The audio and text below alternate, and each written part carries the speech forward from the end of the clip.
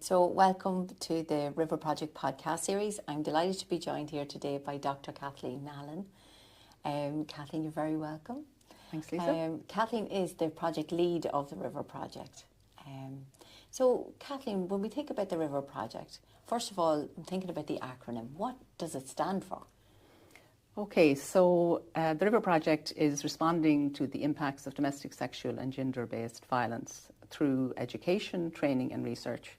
And so the acronym, so it stands for, the R is responding, I stands for the impacts, V is for violence, and E and R is education and research. So that's what it stands for. Great, thanks Kathleen. So the RiVeR Project, how did it come about? Well, the RiVeR Project came about, I suppose, on the back of a programme that we've been running here in DkIT since 2016. Mm-hmm. It was the first accredited programme on domestic abuse in Ireland. And that was a Level 8 certificate in the fundamentals of understanding and responding to domestic abuse. Mm-hmm. And so that programme was going well and being well evaluated. And then an opportunity came up in 2022 to apply to our funders, who are the Higher Education Authority, for what's known as performance funding. And so we put in a submission on the back of this programme and in terms of the impact on that it was making. And we were very lucky and privileged to have got funding. We got over €833,000 from the Higher Education Authority. Based on the submission that we put in terms of the objectives, what we said we would do for a 3-year project.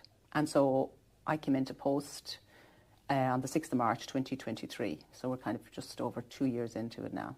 Very good. And that, that leads me nicely into asking, so how did you become involved?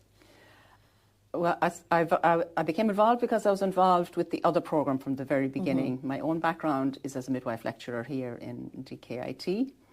But as part of that role, I was also programme director for that Level 8 programme from it started in 2016.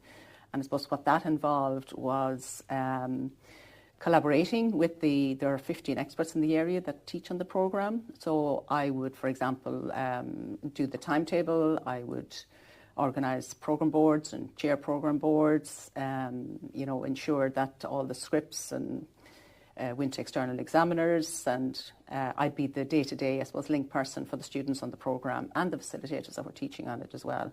So I was involved with that programme from the outset. So I suppose I had built up a lot of relationships and a lot of connections through that. So I was part then of the group, 6 of us who are now the project management team, that put in the funding to the Higher Education Authority.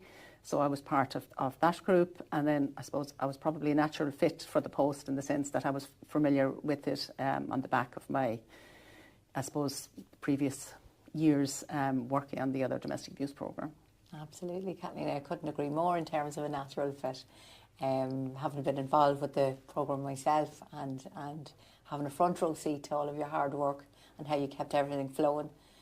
So Kathleen, let's maybe take a closer look at the RiVeR Project. So even from introducing it and describing it, there's a lot of areas of focus, a lot going on, and there are in effect projects within this wider project. Can you tell us a little bit about some of those projects? Yeah, sure. Well, I suppose maybe as we're talking about the Level 8 programme, one of the first things that we did as part of the RiVeR Project was to evaluate that programme, which you were obviously very much involved in. A little bit. So we got ethical approval, and it was a 4-strand approach. So there was interviews conducted with graduates from the programme, the students who were on the programme at the time, they were surveyed. The 15 facilitators who teach on the programme were surveyed.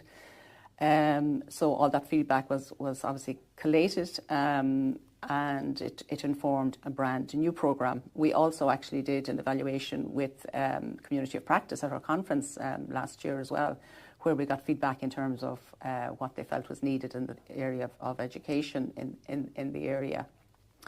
So all that data then was collected, and we created a brand new programme. The original programme was a 10-credit programme. New programme is a 20-credit programme. And we also changed the name of it. I suppose, to reflect, the third national strategy. So it's a certificate in the fundamentals of understanding and responding to domestic, sexual and gender-based violence. A bit of a long name, but we think it kind of captures, I suppose, the topical areas currently. Absolutely, yes, the breadth of the issues. Yeah, so that's, I suppose, the education piece. And that the first programme of the first group of that new programme started in September 2024, and another group then started in January. So as I said, it's a level 8 programme. We'd have a broad range of students on the programme, from, I suppose, members of An Garda Síochána, various ranks of those. We'd have people from frontline specialist domestic violence services, psychotherapists, social workers, people working in addiction services. We'd have nurses, midwives, public health nurses, practice nurses. So we'd have a broad variety, a real, I suppose, richness in the classroom. A lot of peer learning goes on, actually, in the classroom itself. And we also, as part of the RiVeR project, we've taken on 2 master's students, and one of those master's students is evaluating the new programme. So, and she's going to evaluate two cohorts of the new programme. So I suppose in terms of the education piece, just to expand on that, we're also developing micro-credentials in the area. We have one almost complete to go for validation, and that's in relation to coercive control. And we're also planning on developing one in relation to the child and young people in the context of domestic, sexual and gender-based violence. And at the moment, we've put out a survey nationally to get input in relation to that, to what that should look like. And whilst it's not an objective per se of the RiVeR project, but we know that there's demand for a master's programme in the area, and there is no other master's programme in the area in Ireland. So we also did a national survey on that and got sufficient data to guide us in development of that. So that will be the plan for September for next semester to start work on that. So that's some of the education piece, I suppose, that's going on as part of the RiVeR project. Oh, that's great, Kathleen, because it gives real insight into the appetite that there is in this area. Absolutely. Yeah. So, Kathleen, in terms of other projects that have maybe in your mind were there from the beginning, but I'm also aware that some projects kind of became projects within the course of the absolutely. And I suppose I mentioned earlier in relation to a conference that we had last year, and at that we took the opportunity to do a live VVox poll, basically to get feedback from the community of practice in relation to what they needed in terms of education training.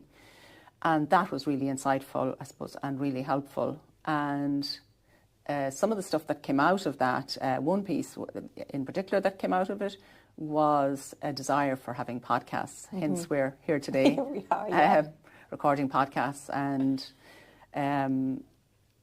a lot of podcasts have been recorded, I know, with yourself and Mohammed, with a lot of people, various people working in the sector. I suppose it's a multi-pronged approach, and so like podcasts have been recorded both video and audio from professionals in the area, from victims, from survivors. I suppose we all know that domestic, sexual and gender-based violence, it's a collaborative approach is what's needed. So I suppose the podcast will reflect that by interviewing and having conversations with various people in various sectors, and piecing all that together. It's actually I think it'll be a really powerful resource for people, and so we're launching that on the 1st of May. And certainly, having heard the interviews so far, they're really powerful. They'll be very impactful. I think from many perspectives, I think they'll be impactful, and there'll be a lot of learning for professionals in the area. But I think also, for people who may not realise they're victims of domestic, sexual, gender-based violence, and for people who are, I think it will give great knowledge and encouragement and education, I suppose, to do something about it, who they can contact, how to identify it, what support structures are there. So I think it will tick a lot of boxes in that regard. Absolutely, Kathleen. Because you're right, there's a very broad audience that'll benefit there. You know, even in terms of what people do in organisations, not everybody knows. So it's a wonderful opportunity to I think so. really delve deeper into the issue, but also the support services and pathways that are there. Absolutely. For victim survivors. Yeah. So the podcast is a very exciting aspect it of the is. RiVeR It is. project. Absolutely is. Yeah. Yeah. In terms of the overall project, there's a focus on education, capacity building, training, research, and that whole approach to supporting people in their practice as well. Kathleen, I'm just thinking about another project that is live at the moment with the RiVeR project. And can you say a little bit more about In Their Shoes? Yeah, that's another exciting initiative, which I know you're very familiar with. So it's one, I suppose, that was called In Her Shoes. That was a product, which is like, I suppose, it's an interactive exercise. And it was developed in the USA. And it has been used on our Level 8 programme, I think, from the very beginning. And I suppose it consists of various characters, and students or whoever takes part in it and takes on the persona of that character and goes through in their shoes in various steps and stages. And there's a roll of the dice, and so, you know, you could end up one place or you could end up another. And I suppose it mimics as well, you know, the realities and the struggles of trying to find your pathway, you know, as a victim of domestic sexual gender-based violence. And I suppose, having done it myself and taking part in a few sessions of it, it really leaves a mark, and you really do get into the character. And, you know, and you're involved with the group doing it as well, maybe with 4 or 5 others. And, you know, you can tease out and you can talk it through, you know, what you would have done, or if you thought that was the right thing, or, you know, so it's really impactful. So part of the objectives, or one of the objectives for the RiVeR project, was to create RLOs, or renewable learning objects or resources, for frontline services. So it became evident fairly quickly that this was one that was evaluated really well in Her Shoes. And actually, when we were advertising a workshop last year, one of my own colleagues in midwifery actually sent an email back, and she said, what about In Their Shoes? And it certainly resonated with me that this, what about in Her Shoes?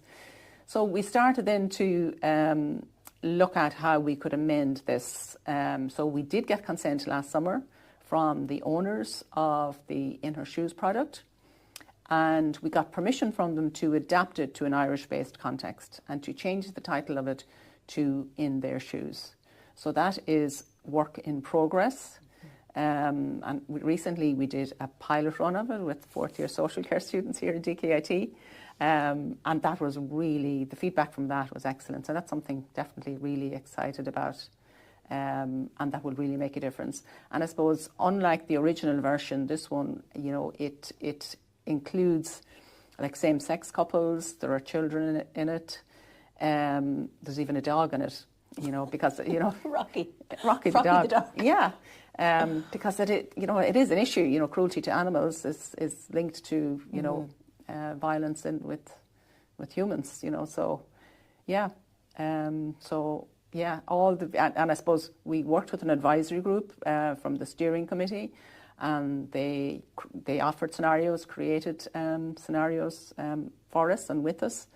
And so it was great buy-in for that. So I think we're all really excited about the launch of that as well. Thanks, Kathleen. And just when you mentioned the advisory committee there, I'm just thinking about the RiVeR project as well, in terms of where the project draws on people's support and expertise in a number of different ways. So from you'd mentioned also about the management, the programme management of the domestic sexual and gender-based violence education programme. But when you think about, long-winded, sorry, but when you think about the RiVeR project itself, and the steering and management, and what does that look like, Kathleen? Yeah, well, I suppose one of the first things we had to do once we got the funding and the project started was to have, I suppose, the experts around us in terms of governance structures, and we did that by, getting people who were committed to join us in terms of steering the project. So, like, we have such a wealth of richness of knowledge and expertise from all the various organisations nationally and in Northern Ireland as well included. So, a very broad range. We meet regularly with the steering committee, and I suppose from the steering committee then we have 3 working groups. We have one in relation to communication, we have one in relation to research, and we have one in relation to education and training. And those working groups meet 6 weeks. And I mentioned earlier about the project management team. So for me, they're an invaluable resource, and I meet the project management team about once a month or more often if I need to. They've been an absolute massive support to me during the project, and I suppose they're people that I've worked with probably for the last 20 years or so.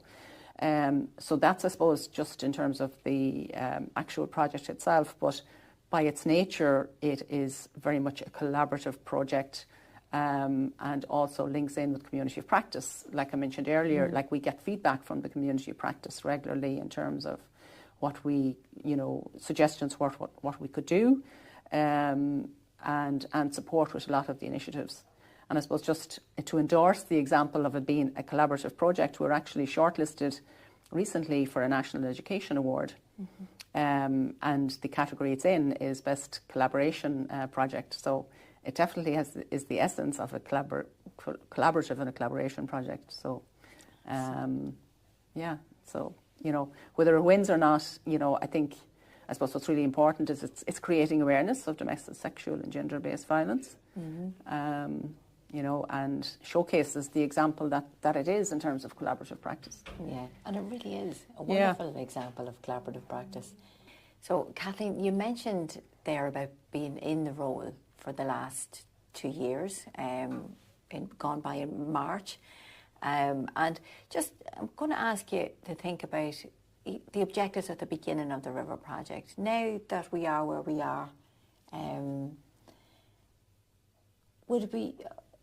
would you think that RiVeR project has achieved those objectives? No, it absolutely has, and probably, I suppose, surpassed them in some ways. Now, there's still, I suppose, there's like the political quote, a lot done and a lot to do, and there's so much more we could do, if time allows, I suppose as well. But I suppose, like, in terms of, when I started this project and I was looking at what the objectives are, like, what it is we said we would do in the 3-year time frame, it did look quite daunting, and you kind of think, oh, is this going to be reality? But it's happened and it's happening, and it certainly has become reality, which is, it's very exciting to be part of. I feel I'm in a very privileged position, and it's actually, I suppose, quite humbling as well in terms of, what can be achieved. Like, we're a small team, with yourself and Mohammed and Fiona Quinn, but, I think that we achieve a lot, I suppose, in the kind of time frame, and, that we work well together. And then I suppose we have the ongoing support of Dr. Edel Healy as well, who I meet on a weekly basis. So, it's kind of, I suppose, pedal to the metal to get as much done as we can in the time frame that we have. And I suppose, some of the examples of some of the things we said we would do is, we said we'd create a community of practice in this area. And we very much have achieved that. Like we've had 2 conferences already. The last one just in January there gone by, and we had 200 people here in DkIT at it. Really successful conference, very well evaluated. We've had a number of workshops. We've created a website, and a lot of resources and that available to the community of practice. We have a 2-monthly newsletter. So there's a lot going on, there's a lot happening. So, In terms of the education piece, what we said we're doing, we're on the pathway to that as well. We said we would develop renewable learning resources. You know, the podcast series would be part of that. The In Their Shoes is part of that. There's lots of other projects going on as well. Like there are a series of video scripts created, you know, by some of the steering committee in collaboration with their counterparts throughout the country. And actually, they are gone out now to film production companies to get a company to film those. So that's another really, I suppose, exciting initiative that we said we'd do. We're also working with the HSE in terms of rolling out some of their excellent resources. They have HSE land modules in relation to domestic sexual and gender-based violence. You know, they have one on awareness, how, you know, awareness of DSGBV, how to recognise it, how to respond, how to refer. And they have kindly offered to share those with us. And we're working with them in terms of mechanism to roll those out nationally to the higher education institutes nationally. So that's another really exciting piece in terms of creating awareness and you know, what to do as well. So, yeah, that's something else that we're working on. So there's loads of other resources that we're, I suppose, working through and that we could work through. Yeah. So, Kathleen, your hopes for the RiVeR project, what do you see in its future? Or what do you hope for? More importantly? What do I hope for? Well, I think it's an excellent project. I think we were privileged to get the funding that we got and to be able to do what we're doing. And I suppose, you know, I'm obviously working full time on it. I'm seconded out of my normal midwifery lecturer position. And it needs that kind of dedicated focus. If time allowed and if it's extended, there's so much else that we could do. And, you know, I'd say almost on a weekly basis, I suppose I get, you know, I suppose such positive endorsements, and I probably get a lot of the credit from, you know, a lot of work that probably other people are doing as well. But you get a lot of endorsements about the RiVeR project and the difference that it's making and the, I suppose, the impact. And I suppose I see it and I hear it here in DkIT almost on a probably daily basis, but I also get it through emails and phone calls and Teams calls and Zoom calls with people, and also requests for, you know, collaborations and suggestions for initiatives that they're involved in and to be part of. So there's absolutely huge potential for the RiVeR project, research and training. So I suppose, you know, we have the resources now in terms of, I suppose, you know, the team, and it's, you know, that could be built on if we had the time and I suppose continued funding. That's great, Kathleen. So you'd mentioned about a lot of contact there, so that prompts me to ask, in terms of finding out more about the RiVeR project, or indeed contacting the RiVeR project, how would somebody go about that? So I suppose, as I mentioned earlier, we have a dedicated website. So that's www.riverproject.ie. We also are on LinkedIn. And we have a dedicated email account as well. So any questions, queries, anything, so that's info@riverproject.ie. So you can contact us in any of those ways. That's great. And so just before we finish up today, Kathleen, I just want to ask, is there anything that you didn't get a chance to say today in the podcast that you'd like to?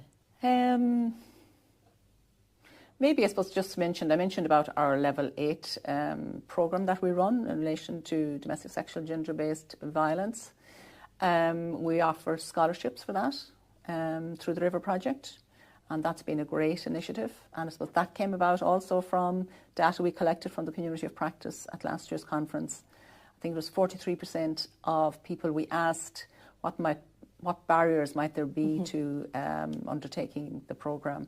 And I think it was 43% indicated that lack of funds. So we then took that opportunity to use some of the RiVeR project funds to fund 5 students per cohort on the programme. And that's really good initiative as well.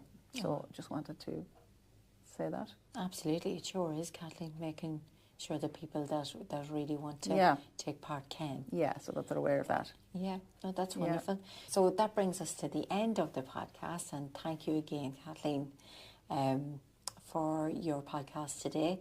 All that's left for me to do now is to thank our listeners and encourage them to join us for the next episode of the RiVeR Project podcast series. Thanks, Lisa. Thank you.